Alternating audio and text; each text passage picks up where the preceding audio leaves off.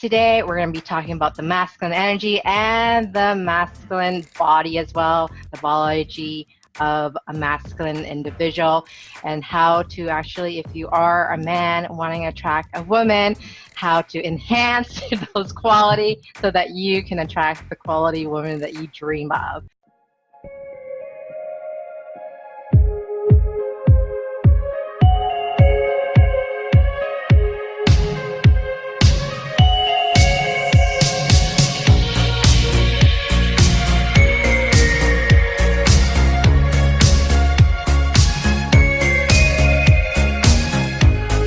Hi everyone, my name is AskSindyKing. I have a special guest today. We're going to be talking about the masculine energy and the masculine body as well, the biology of a masculine individual, and how to actually, if you are a man wanting to attract a woman, how to enhance those qualities so that you can attract the quality woman that you dream of. And don't forget, women can be also masculine as well. So we're going to be talking about energy and the biology of a male. So I have a special guest, and his name is Dan. He's pretty well known in the Vedic Astrology community, and he has a wonderful YouTube. You can check him out. I'll leave a link down below, all his information down there. And I want to welcome Dan. Welcome, Dan. Hello. Hi, Cindy. Thanks for having me on your channel. I appreciate it. I'm so excited to have you here, and we have a very important topic to actually dissect today. All right. So let's get started. So Dan, I want a little bit more about your background. I know that you're in a special office right now, and you want to be able to explain your little bit of knowledge in Vedic astrology and what you do. Absolutely. So where I am right now, I'm at the office of New Leaf Ayurveda here in Sacramento. We are a full-service Ayurvedic clinic. This is primarily where my Vedic astrology practice is at. I also do, I'm the lead Panchakarma technician here, which has to do with the Ayurvedic body therapies and massage. I teach private yoga here. I'm the clinic manager here. There's just I wear a lot of hats, do a lot of things. And so, and I am studying Ayurveda also to become an Ayurvedic health practitioner as well. So got a lot of career trajectories coming out of one place. Oh, that sounds so much fun. I'm so excited to have you here. You're just a perfect person to talk about this masculine energy and the biology of a male too. So I want to jump right into it. What's considered to be masculine energy? Astrologically, you get that from Mars, Jupiter, and the Sun. And so the masculine energy is the energy of initiating, of going, of just having the courage of just knowing that this is the direction that I want to head, and I'm just going to go off in that direction, believing in oneself. And I think that's pretty much the core basis and foundation of the masculine energy. So why do we have it though? What's the point of having it? Well, so much in life, it's like we have to, when we have an idea, when we have an inspiration, when we have goals, we have to have the oomph behind it to actually to actually go forward with it, to have the courage, to have the bravery, to be able to. Another part of the masculine energy is the ability to kind of cast other things aside, to be able to not worry about oh, well, how am I going to be perceived? How is this going to make me look? It's about no, I want to be there. That's what I want to become. That's what I want to do. And I'm going to do it. We have to have that push, that oomph. Otherwise, we'll just kind of slump our shoulders and just kind of kick the ground and go, oh, well, I want to do that. I'd like to become that. But, so we need that push. Why is it so important more to a man, a biological man, versus with a woman to have that go-getter? Well, so if you look at this, I guess, kind of in a biological, societal perspective, you can look at it as like just a male body is typically more muscular. It's typically like a stronger build, typically, not always, typically.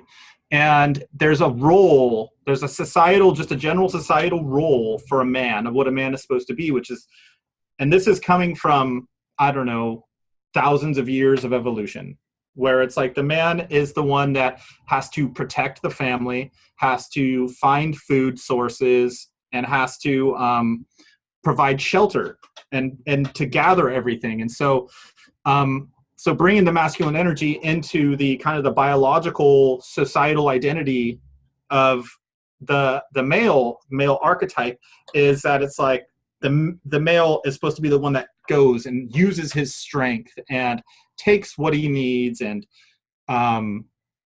is a go-getter. Go after the woman that he really loves.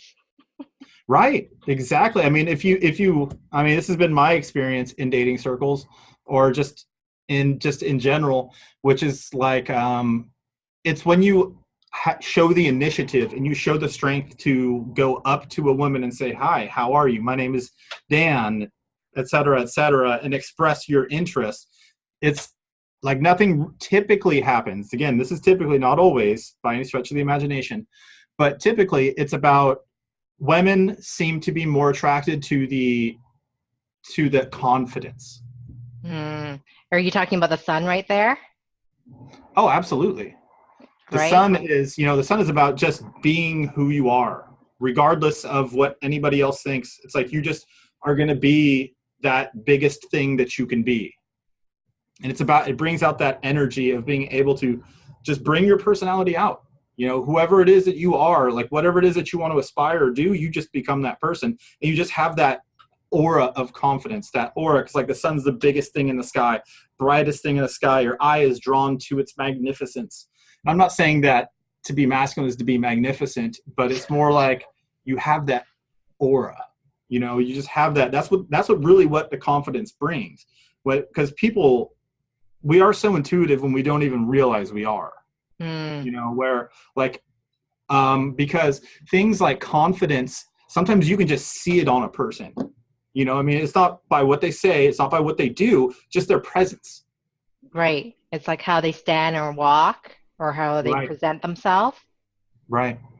So there's a visual look to it as well. There's not only a feel to it, there's actually a look to it as well. That was what you're saying, right? Oh yeah, absolutely. Posture, like the whole, like you'll see someone, their shoulders back, crown up, that's the kind of, and what's funny is like, that's also a yoga thing. Like they teach you in yoga to like, to keep the spine erect. Yeah. So like the solar and the lunar channels, the nadis, the Ida and the Pingala can like more accurately, their flow is not impeded. Wow, that's so true. It's all about standing tall and not slouching, because if you're slouching, you look a little bit small and ready to be intimidated by another sun. Right. Whoever walks into the room, right? So when we talk about the sun, he also has that honey eye as well, and that steadfastness, and that's what you're talking about. Going after the goal, being consistent about it. Just because if you get rejected once, it doesn't mean if you really want this, you're going to continue on going for it. Right. Well, and it's interesting. The solar energy is really fascinating, because the sun itself, I mean, so the steadfastness, absolutely. The sun is that ability. And that's when I talk about like being able to project yourself out, like, and to go after your goals. That's really what the steadfastness of the sun is. The sun is, it's when they talk about the planetary cabinet, the sun is the king. And the whole idea of what the king is it's like, okay, we're going to achieve these things regardless of whatever else. These are the goals, the methods, the efforts. This is what I'm going to do. And right. So honey eyes is seeing the purity of of the universe, right? Whatever he's projecting.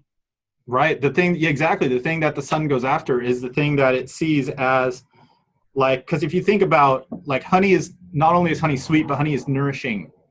In fact, like in Ayurveda, honey is something, what's interesting about honey is that honey actually acts like poison, believe it or not. The way that it's able to deliver nutrients deep into the cells, because the same way that poison will attack deep into the cells, honey can bring the nutrients with it. So honey is extremely nourishing. So bees work together as a colony to produce the honey. And then the honey feeds the next generation. Yeah. And so honey yellowed eyes, like for the sun, is that like it sees that thing that's going to be best.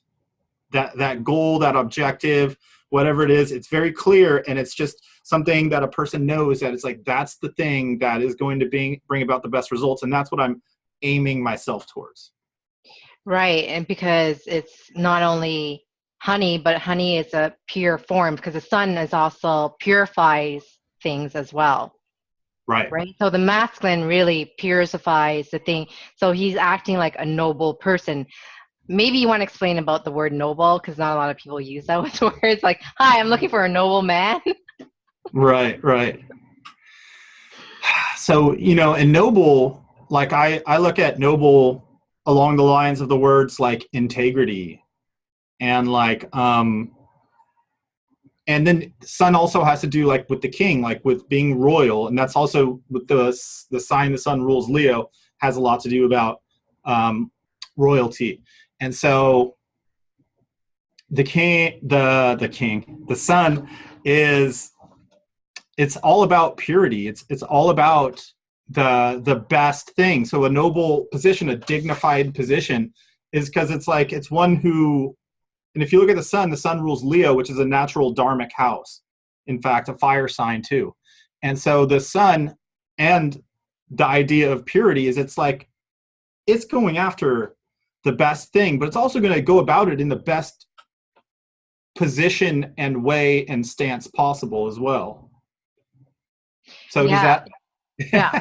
Yeah. So like Pacifica, exactly like that. He has great intentions, right? He's there with a goal, with a mind and a goal. So if he's going to go after or attract a woman that he really desire, he's going to go and court her. No manipulation of any sort, right? That's what you're trying to say. And he's going to treat her like a queen, like how he deserve or how she deserve and how he wants to be treated as well. So that's really where you're trying to say that. Is that correct? Yeah, absolutely. And so when it comes to the biological male's body, we notice there's a biological different from a female body. And male's body is a little bit more taller, longer than a female, right? Right. And from that, there's a difference from a male body, and that's why he needs more of the masculine side. If he's working more on his feminine side, well, we all have feminine and masculine, don't get me wrong. Is that correct? Right. Oh, no. Absolutely. So I'm not saying like all male needs to be pure male, and that's it. We're all both. And it's more important a biological male to have masculine side or masculine energy than it is for feminine, but he also can balance between the both in order to be in a healthy relationship. That's why he's considered to be a king as a whole, as an individual. So that being said, what does it take for someone who's not really tapping into his masculine side? What would happen?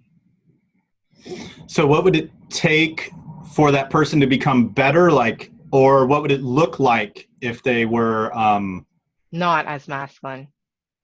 So someone is not as masculine, they're not going to be decisive. They're not going to be confident. They're not going to believe in themselves. They're not going to internally project that out. They're not going to attract others to themselves in like a leadership capacity. People won't necessarily come to them or look to them for information, because if you're not sure of yourself, then why would anybody else look for you? I mean, and like I feel like I've already said this like 2 or 3 times, slumped kind of shoulders, kind of won't want to make eye contact. And just doesn't have that oomph, that drive, and that desire, even behind their voice and their activities. There's kind of a questioning, or maybe a reserved, inhibited demeanor about Mm, them. right. And that's considered to be unhealthy masculine side. Let's talk about Mars. Mars is a problem solver. He's the guy that doesn't really think, he jumps to the solution and he's going to go after. He's impulsive, right? Right. And he could be Very also very very logic logical. based. It's that pure courage, the bravery. Like, I don't think about Mars without thinking about Aries. Like, my favorite description of Mars is like, I have this idea of a goat. I remember hearing, or not a goat, a ram. I think this was actually like some internet video I saw somewhere, where this guy was being chased by a mountain goat. He was a mountain biker, and he had his GoPro on, and he keeps looking back. And there's this not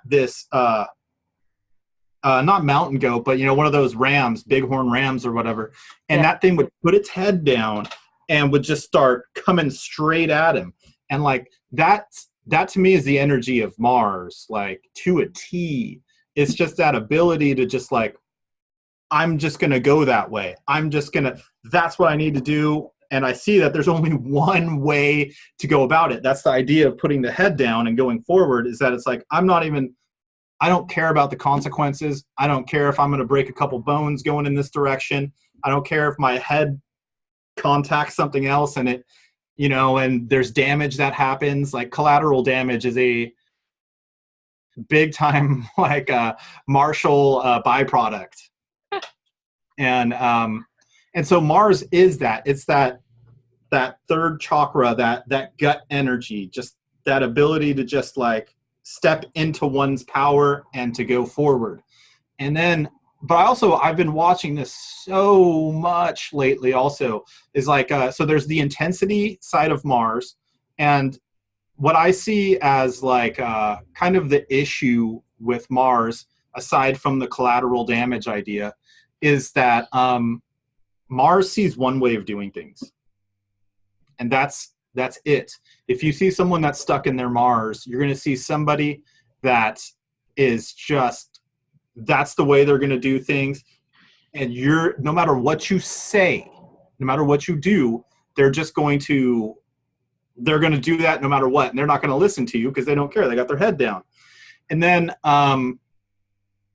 what I've also seen with Mars is the really intensity and a quick to act defensiveness. Mars can make people really defensive. You put up your walls, and you put up your walls fast. And sometimes and this is the idea of like Mars, the collateral damage idea. You can see people with strong martial energy as people that will like have issues out in public. Like, where normally you might go out with somebody and you might be in a social setting where you're at dinner with your whole extended family for a birthday, and you say something to your partner, or, you say something about your partner that maybe it didn't come off well. And that person, instead of like waiting to talk to you before, in a proper setting, like, hey, after dinner, being like, hey, maybe the way you said that, I didn't like that. You disrespected me. A martial energy will just sit there at the dinner table and just throw the plates aside and be like, I can't believe you said that, and call it out, no matter how petty it is too. Yeah, and there's actually healthy Mars, right? And there's, like, for example, Mars in Capricorn or Mars in Cancer. Right. So are you able to give me an example, one of those? Yeah, absolutely. Mars and Cancer, that's going to be a lot more of what I was just talking about, the angry emotional responses, the out of control bursts.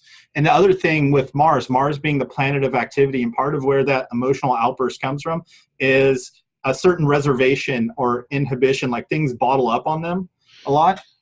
And I actually see this with Mars and Scorpio too. And yeah, fascinating. I've been taken aback a little bit by how I've actually seen Mars act in people's charts. I was like, I wouldn't expect to see that. It's in its own house or it's something, but but yeah, it's because Mars is about acting and acting now. There's a certain sense of Mars is the problem solver, like what you said earlier. Mars is the fixer. Mars is the emergency technician planet, the fireman, who's ready to go and use his skills at a moment's notice. And so now here's the Capricorn idea. The Capricorn idea, like when I think of Mars and Capricorn, I think of like a martial artist who's at its highest level, like the old martial artist who's like 70 years old, who can like cut you in half with his pinky if he wanted to, but he will never engage in conflict. It's about, because that's the other part of Mars, being the fireman. Like a fireman isn't going to sit there and they're not going to run at every emergency. They're going to run at the emergencies that require their attention and use their energy in the best and most logical fashion when and where it is needed and is applicable. And so you would see the similar dinner situation, like I mentioned earlier, the Mars and Cancer. That might be the person who just erupts. I can't believe you said this, and just like lets it all out at an inappropriate time in a totally unhealthy manner as well. Whereas the Mars and Capricorn would be the one that just leaves you after dinner. And it's like, you know what? It's not worth my time to deal with you. If you're going to disrespect me, that's it. I'm done. I'm through. I'm out. Right. Yeah. So there's that nobility, or being noble in a way that would not. You have to look at it too. The sun is exalted, performs its best in the sign of Aries. It's true. Which is where Mars's Mula Trikona is. So you can see that there's a complement there between Sun and Mars, where Sun, our nobility acts best when it is ready to be empowered, when it's stepping into our personal power, when we're able to go forward with our ambitions, our goals, our aspirations, bring out our self-confidence, and just our self-confidence allows us to spur ahead in life. Right. And that would be the opposite if Sun was in Libra. Right. Right. Yeah. Sun just went into Libra too. I know. So you want to talk about it? Oh yeah. Sun and Venus. Sun and Libra. I mean, these are the things. It's a very, very, very fascinating situation. I've seen a lot of charts with Sun and Venus. In fact, I have Sun and Venus close degree. And there's so much of this, like, well, is it good enough? Are they going to like me for this? Instead, like, it slows the sun down, because it's like it starts looking at other people for their kind of validation and their kind of like their opinions. It's the equivalent of the sun. Imagine if the king always went to Parliament, or to the Congress, and he's like, what do you guys think I should do? And then you have, 100 congressmen with 100 different opinions, right? And all asking something else of you. So it's like, I mean, there's so much about wanting approval, wanting other people's opinions, and kind of like the lesson that needs to be learned with the Sun-Venus combination, at least from the sun's perspective. From the masculine perspective, is to just do it. To not feel like everything you do is done for somebody else and somebody else's sake, somebody else's opinion. It's like you kind of have to, this is not always the best recommendation. You kind of have to take on the martial energy a bit. And that's kind of what's going to assist the Sun Venus combination of just like, don't worry about the collateral damage, because there's like an over fixation on wanting to make sure that everybody gets their fair share. Like the Sun Venus, I mean, if you look at it in a very simple sense, Venus being a very gentle planet that makes everybody get their fair share, it's like Venus is going to kind of demand the person, and the Sun already being noble, to want to be the noble person who makes sure everybody's taken care of at the end of the day. At the end of the day, he's hosts a big dinner for all these people, make sure they're all fed, and then he has nothing in front of him on his plate. Like, that's a total Sun-Venus energy, is that making sure everyone else is okay, not only just waiting for opinions from other people before you go forward, but just making sure I'm the one that has to take care of everyone else. Mm. Yeah, and I can see that as that could be a very challenging, especially we just have Sun entering into Libra. We kind of want to be, it's that fair balance, right, between ourselves and other people. And it's like Oh the yeah. king doesn't want to be in the marketplace. It needs to be sitting on a throne. That's why it's exalted in Aries. That's what you were saying, like just go for it. Don't worry about the collateral damage, because if you're worrying about the collateral damage, then you miss the opportunities. And I think Abraham Lincoln might have said this, where it's like, you can't please all the people all the time.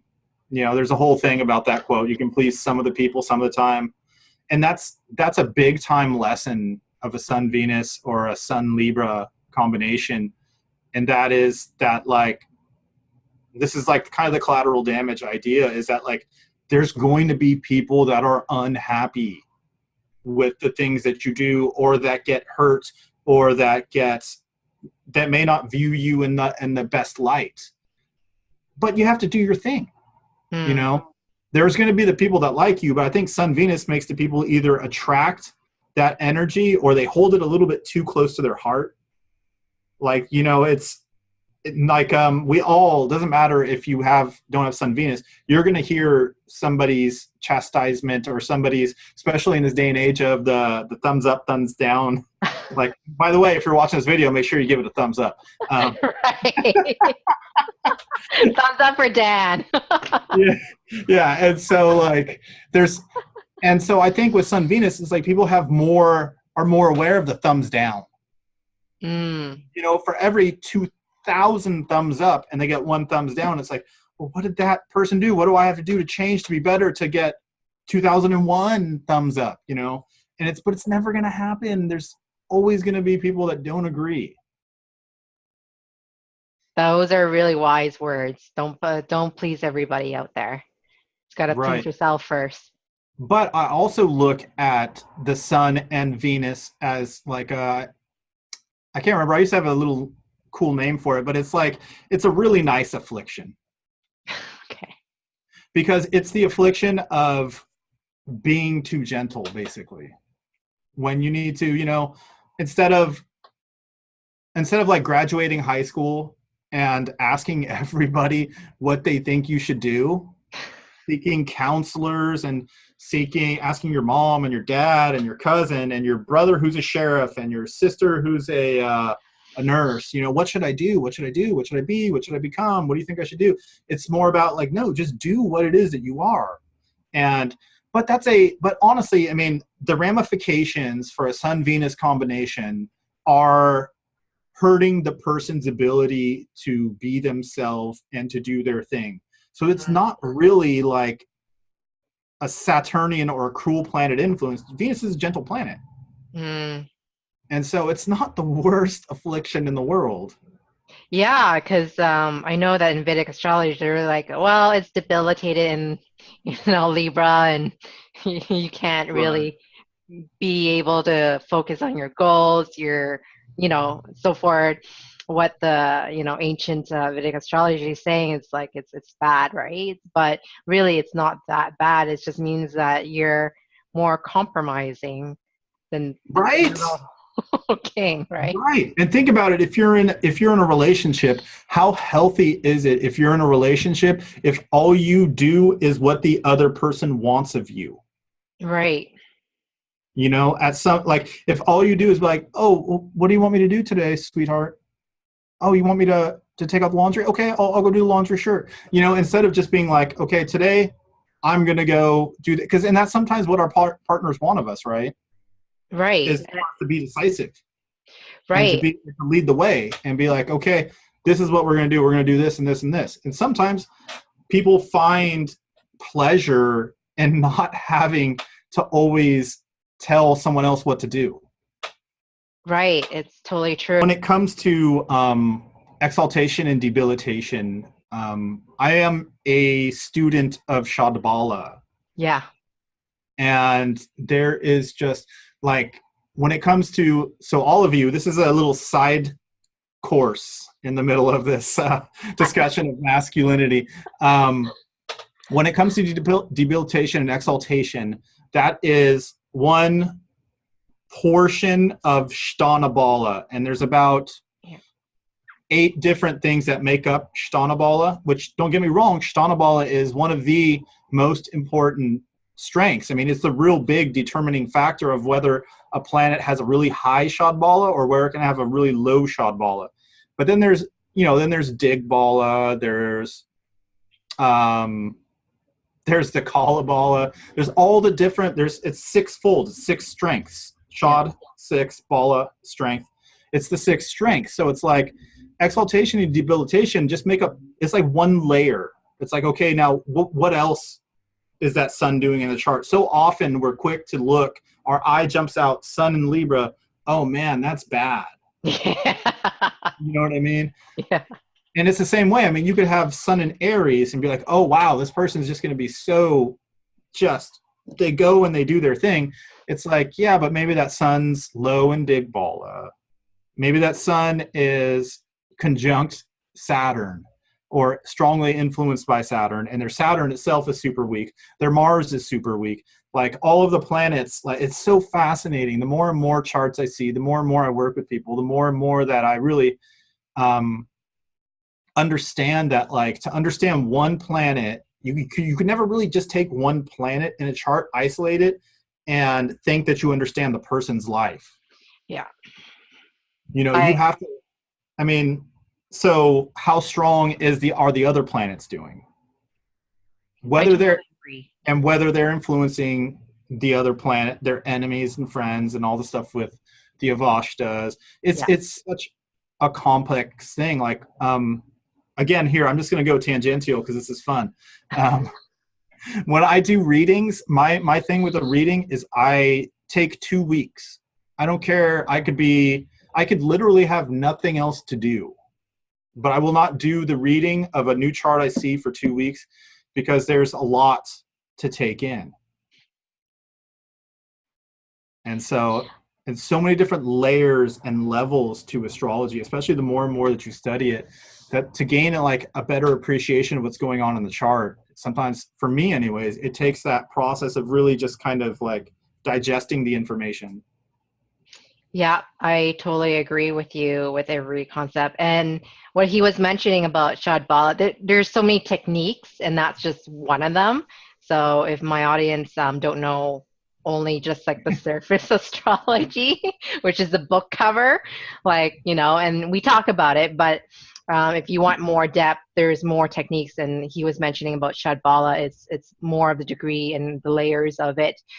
Just if it's debilitated, it doesn't mean that you're doom and gloom. There's other sectors where it kind of, you might be doom and gloom in a small section. Maybe you can't take out the garbage, but you can take over the world. Right.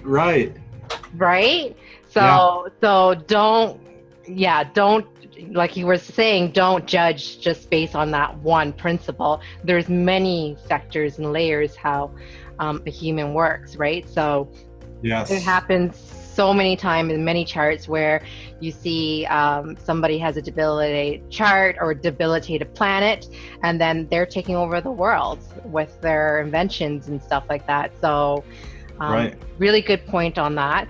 I want to talk about Jupiter, and Jupiter is a really important planet for a woman, especially for a husband.